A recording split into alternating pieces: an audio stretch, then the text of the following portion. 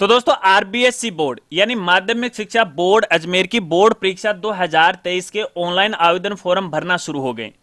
इस वीडियो में मैं आपको बताऊंगा कि आप कक्षा 10वीं और कक्षा 12वीं का बोर्ड फॉर्म कैसे भर सकते हैं और बोर्ड फॉर्म भरते समय आपको किन किन बातों को ध्यान में रखना चाहिए। तो मेरे साथ वो आप बने रहे। नमस्कार साथियों, मैं हूं आपका अपना साथी राजगुरु जी और आप देख रहे हैं राज स्कूल हेल्प यूट्यूब चैनल।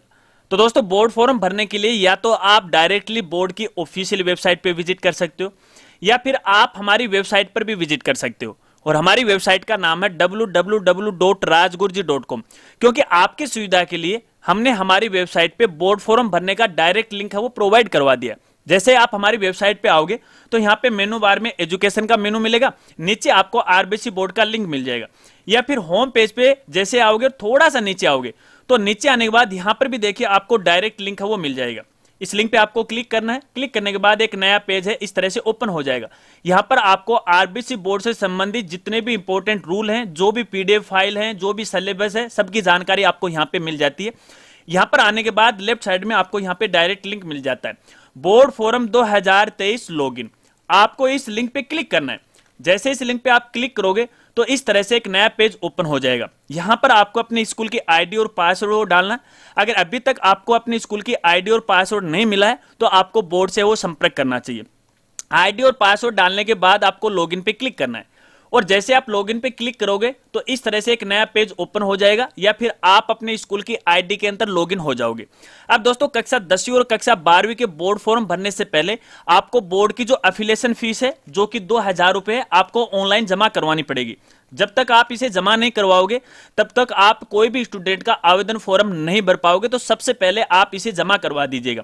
इसके बाद यहां से आपको स्कूल की जो प्रोफाइल है वो आपको यहाँ पे अपडेट करनी। अब दोस्तों बोर्ड फॉर्म भरने के लिए देखिए लेफ्ट साइड में आपको काफी सारे ऑप्शन है वो नजर आएंगे और यहां पर देखिए दो ऑप्शन आपको नजर आएंगे। एक तो आ रहा है सीनियर सेकेंडरी का, यहां से तो आप कक्षा 12वीं का बोर्ड फॉर्म भर सकते हो। नीचे आ रहा है सेकेंडरी का, यहां से आप कक्षा 10वीं का बोर्ड फॉर्म भर सकते हो। अब दोस्तों बोर्ड फॉर्म भरने से पहले एक जानकारी आपको देना चाहूंगा। देखिए इस बार आरबीसी बोर्ड अजमेर के द्वारा बोर्ड फॉर्म भरवाने के लिए नई वेबसाइट का डेवलपमेंट किया है। तो आपको एक नए तरीके से आवेदन फॉर्म है वो भरना पड़ेगा। लेकिन आवेदन फॉर्म भरने से पहले आपको बोर्ड परीक्षा 2023 के रूल को आपको जान लेना चाहिए। अगर उसके बारे में आपको नहीं पता है तो आप डायरेक्टली यूट्यूब पे जाके सर्च कर सकते हैं RBC board form 2022 by Rajguru ji. तो देखिए आपके सामने हमारे काफी सारे वीडियो आ जाएंगे, इन सभी का लिंक है आपको वीडियो की डिस्क्रिप्शन में वो मिल जाएगा। चलिए बोर्ड फॉर्म भरना शुरू करते हैं। बोर्ड फॉर्म भरने के लिए दोस्तों आपको अगर आप कक्षा 12वीं का बोर्ड फॉर्म भरने जा रहे हो तो इस पर आपको क्लिक करना है। तो सबसे पहले मैं आपको कक्षा 12वीं का बोर्ड फॉर्म भर के दिखाऊंगा, उसके बाद कक्षा 10वीं का बोर्ड फॉर्म भर के अब आपको दिखाऊंगा। इसलिए वीडियो थोड़ी लंबी है वो हो सकती है और वैसे वीडियो की डिस्क्रिप्शन में आपको टाइम स्टैम्प या टाइम मिल जाएगा, उस पर क्लिक करके डायरेक्टली आप कक्षा 10वीं या फिर कक्षा 12वीं की प्रोसेस दे सकते हो। कक्षा 12वीं का बोर्ड फॉर्म भरने के लिए जब आप सीनियर सेकेंडरी वाले ऑप्शन पे क्लिक करोगे तो आपके सामने फिर से दो नए ऑप्शन आ जाएंगे। सीनियर सेकेंडरी फॉर्म, यहां से तो आपको आवेदन फॉर्म भरना है। दूसरा ऑप्शन आपको यहां पे नजर आ रहा है सीनियर सेकेंडरी लिस्ट डाटा, यानी अब तक आपने जितने भी स्टूडेंट के आवेदन फॉर्म भर दिए उनकी लिस्ट आप यहां पे देख सकते हो, जिसके बारे में आगे मैं आपको बताऊंगा। बोर्ड फॉर्म भरने के लिए आपको इस लिंक पे क्लिक करना है और जैसे आप इस लिंक पे क्लिक करोगे तो देखिए इस तरह से बोर्ड फॉर्म है वो ओपन हो जाएगा और इस फॉर्म को आपको बड़े ही सावधानी पूर्वक आपको यहाँ पे भरना है। अब देखिए दोस्तों यहाँ पे सबसे पहले तो आपको स्टूडेंट के एसआर नंबर डालने हैं और ध्यान रखना एसआर नंबर आपको वही डालने हैं जो आपने स्टूडेंट के पीएसपी पोर्टल या फिर शाला दर्पण पोर्टल पे आपने चढ़ाया उसका एडमिशन और आपने स्कूल का जो एसआर रजिस्टर है उसके अंदर स्टूडेंट का डाटा चढ़ाया तो सेम के सेम वही एसआर होने चाहिए। इसके बाद दोस्तों आगे आपको यहाँ पे देखिए 3 कॉलम नजर आएंगे जहां पर आपको स्टूडेंट का नाम, माता पिता का नाम की जो स्पेलिंग है आपको डालनी है और सेम की सेम आपको वही डालनी है जो कक्षा 10वीं की मार्कशीट में। यहाँ पर खास बात यह कि कक्षा 12वीं के बोर्ड फॉर्म के अंदर आपको स्टूडेंट की जो डीओबी यानी जन्म तिथि वो आपको नहीं डालनी पड़ेगी। अब यहाँ पे देखिए सीरियल नंबर जो 4 है, कैटेगरी कोड या श्रेणी कोड है, ये आपके लिए सबसे इंपॉर्टेंट है। जब आप इस पे क्लिक करोगे तो आपके सामने देखिए 4-5 कैटेगरी आएंगे। अब स्टूडेंट जिस कैटेगरी में आवेदन करना चाह रहा है उसी कैटेगरी को आपको यहाँ पे सेलेक्ट करना है। यानी स्टूडेंट पहली बार या बिल्कुल फ्रेश आवेदन फॉर्म भरने जा रहा है या फिर पहली बार एग्जाम देने जा रहा है तो आपको कैटेगरी 1 में आवेदन करना चाहिए। श्रेणी सुधार करने जा रहा है तो तो आपको 2 में आवेदन करना चाहिए। अगर कोई एडिशनल सब्जेक्ट लेना चाह रहा है तो आपको 4 में आवेदन करना चाहिए। मार्क्स इंप्रूवमेंट करना चाह रहा है तो 6 में आवेदन करना चाहिए। यदि संकाय परिवर्तन है वो करना चाह रहा है, पहले साइंस था, इस साल वो आर्ट्स से परीक्षा देना चाहता है या फिर एग्रीकल्चर से एग्जाम देना चाहता है, तो आपको 8 वो सिलेक्ट करना चाहिए।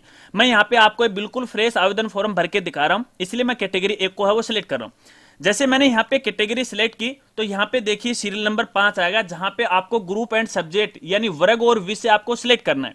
जब आप इस पे क्लिक करोगे तो यहाँ पे कई तरह के संकाय आपको नजर आएंगे, जो पे आप पे लागू होता है उसको सिलेक्ट कर लीजिएगा। मैं यहाँ पे साइंस को सिलेक्ट कर रहा हूँ। जैसे मैंने यहाँ पे साइंस को सिलेक्ट किया तो यहाँ पे देखिए 4 सब्जेक्ट आपको पहले से ही मिल जाएंगे, क्योंकि ये 4 सब्जेक्ट हैं, सभी स्टूडेंट को कंपलसरी होते हैं। यहाँ पे एक ऑप्शनल सब्जेक्ट है जो कि अलग अलग स्टूडेंट के अलग अलग हो सकता है। जैसे यहाँ पे मैथ आ रहा है, बायो आ रहा है, जूलॉजी आ रहा है, जो भी स्टूडेंट ने लिया उसको आपको यहाँ पे सिलेक्ट करना है।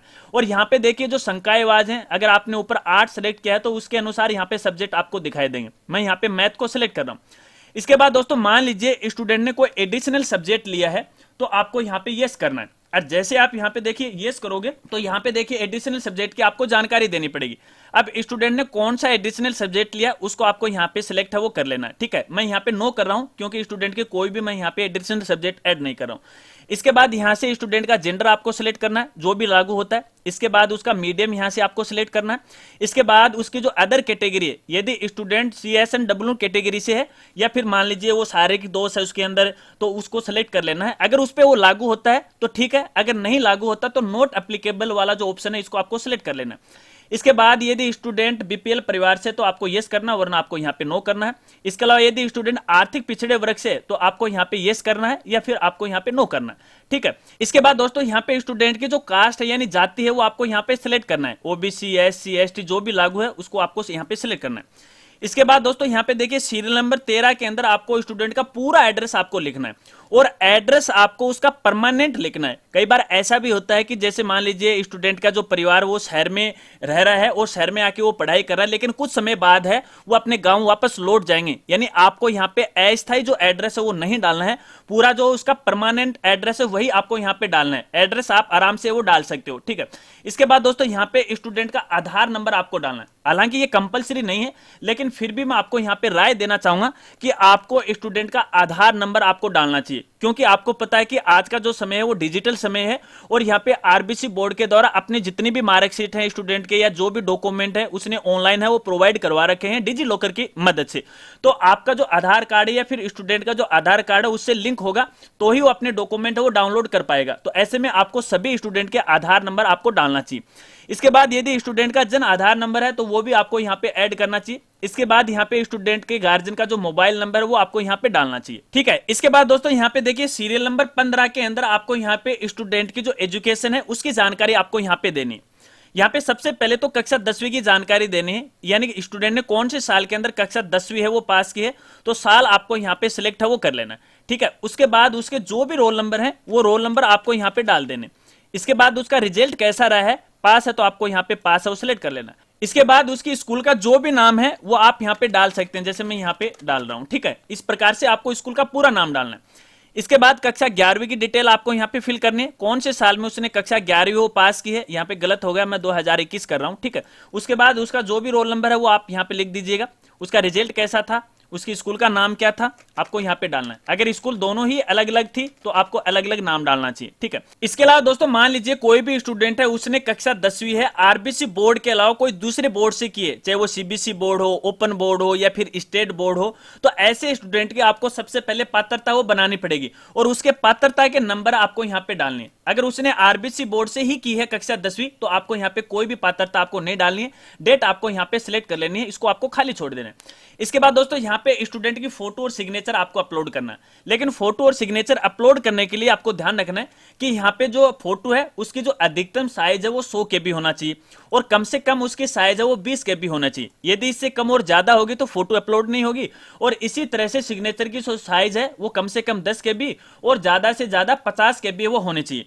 तो चलिए दोस्तों मैं यहाँ पे सभी फॉर्मेलिटीज है वो पूरी कर लेता हूँ। फोटो और सिग्नेचर अपलोड करने के लिए आपको चॉइस वाले ऑप्शन पे क्लिक करना है, तो एक एक करके मैं यहाँ पे अपलोड करता हूँ। तो देखिए दोस्तों मैंने फॉर्म कंप्लीट कर लिया है। उसके बाद आपको फाइनली सबमिट पे क्लिक कर देना है। अब जैसे आप सबमिट पे क्लिक करोगे आपका फॉर्म है वो यहाँ पे कंप्लीट हो जाएगा, यानी स्टूडेंट का फॉर्म यहाँ कंप्लीट हो जाएगा। अब देखिए, अगर आपके फॉर्म में किसी प्रकार की कोई दिक्कत आती है, कोई एरर आता है, तो आपको एरर मैसेज है वो स्क्रीन पे दिखा देगा, वरना यहाँ पे आप देख सकते हो फॉर्म सबमिटेड सक्सेसफुली। ठीक है, अब दूसरा फॉर्म भरने के लिए दोस्तों आपको सीनियर सेकेंडरी लिस्ट डाटा, इस पर आपको यहाँ पे क्लिक करना है। अब जैसे आप यहाँ पे इस पर क्लिक करोगे तो क्लिक करने के बाद देखिए फिलहाल आपने जो आवेदन फॉर्म भरा है वो आपको यहाँ पे दिखाई देगा इस तरह से। और नया फॉर्म भरने के लिए देखिए आपको ऊपर लिंक मिल जाएगा न्यू रजिस्ट्रेशन का, आपको इस लिंक पे क्लिक करना है, दूसरा फॉर्म ओपन हो जाएगा और जो प्रोसेस हम करके लेके आए उसी हिसाब से आपको करना है। अब दोस्तों यहाँ पे कुछ खास जानकारी आपको बताऊंगा। देखिए, मान लीजिए आपने आवेदन फॉर्म भर दिया, उसके बाद आप आवेदन फॉर्म का जो प्रीव्यू है वो देख सकते हो कि आपने बोर्ड फॉर्म सही भरा है या फिर गलत भरा है। तो यहाँ पे देखिए आपको प्रीव्यू का ऑप्शन है वो नजर आएगा, इस पर आपको यहाँ पे क्लिक करना है। जैसे आप प्रीव्यू पे क्लिक करोगे तो आपके सामने भरा फॉर्म कुछ इस तरह से आपको नजर आएगा। इसको आपको सही तरीके से चेक करना है, कोई भी अगर गलती हो तो फिर से आपको यहाँ फॉर्म दोबारा भरना पड़ेगा। फिलहाल यहाँ पे एडिट का कोई भी ऑप्शन है आपको नहीं मिलेगा। देखिए, अगर मैं यहाँ पे वापस लिस्ट डाटा पे लेकर चलता हूं आपको, तो आप यहाँ पे देखोगे कि यहाँ पर आपको फॉर्म एडिट करने का कोई भी ऑप्शन नजर नहीं आ रहा है, जो कि इस बार एक नया अपडेट है। कोशिश करेंगे कि बोर्ड के द्वारा एडिट का ऑप्शन भी है यहाँ पे दिलवाया जाए, हालांकि आने तो वाला है, लेकिन फिर भी अपन उनसे रिक्वेस्ट है वो करेंगे, एक लेटर है वो यहाँ से जारी करेंगे, बाद में आप इसे एडिट कर सकते हो। लेकिन फिलहाल की स्थिति में आप यहाँ पे इसको एडिट है वो नहीं कर सकते। अगर मान लीजिए आप बोर्ड फॉर्म डिलीट करना चाहते हो, गलती से आपने आवेदन फॉर्म है वो भर दिया, तो यहाँ पे देखिए डायरेक्टली आप डिलीट कर सकते हो। ठीक है, इतना काम करने के बाद देखिए दोस्तों फिलहाल तो हमने एक ही आवेदन फॉर्म भरा है। जैसे जैसे आप आवेदन फॉर्म भरते जाओगे वैसे वैसे दोस्तों यहाँ पे देखिए आपको सीरियल नंबर के हिसाब से भरे हुए फॉर्म की लिस्ट आपको यहाँ पे नजर आएगी। एक एक करके आप फॉर्म प्रीव्यू है दे सकते हैं, डिलीट है वो कर सकते हैं। अगर मान लीजिए आपने कक्षा 12वीं के सभी स्टूडेंट के आवेदन फॉर्म भर दिए, 100% आप ये वेरीफाई आपने कर दिया कि अब हमें कोई भी आवेदन फॉर्म नहीं भरना है, तो उसके बाद दोस्तों यहां से देखिए आपको डाटा लॉक करना है। ठीक है, और डाटा लॉक करने के बाद आप अपने फॉर्म में किसी प्रकार का कोई चेंज नहीं कर पाओगे, ना तो उसे डिलीट कर पाओगे ना उसे एडिट कर पाओगे। तो डाटा लॉक करने से पहले इस बात को आपको खास तौर पे ध्यान रखना है कि आपने सभी स्टूडेंट का आवेदन फॉर्म भरा या नहीं भरा।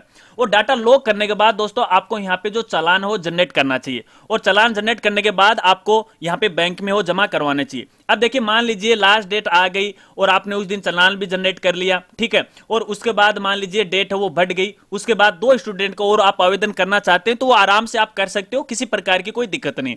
तो इस हिसाब से तो अपन कक्षा 12वीं के स्टूडेंट का आवेदन फॉर्म भर सकते हैं। अगर इनको लेके कोई सवाल है तो वीडियो के नीचे कमेंट कर सकते हैं। ठीक है, अब देखिए दोस्तों मैं यहाँ पे आवेदन फॉर्म है वो डिलीट करने जा रहा हूं, क्योंकि ये केवल आपके लिए डेमो आवेदन फॉर्म था। डिलीट पे जैसे आपने क्लिक किया तो आप यहाँ पे देखोगे यहाँ पे सक्सेसफुली होगा, कोई भी आवेदन फॉर्म आपको यहाँ पे नहीं दिखाई दे रहा।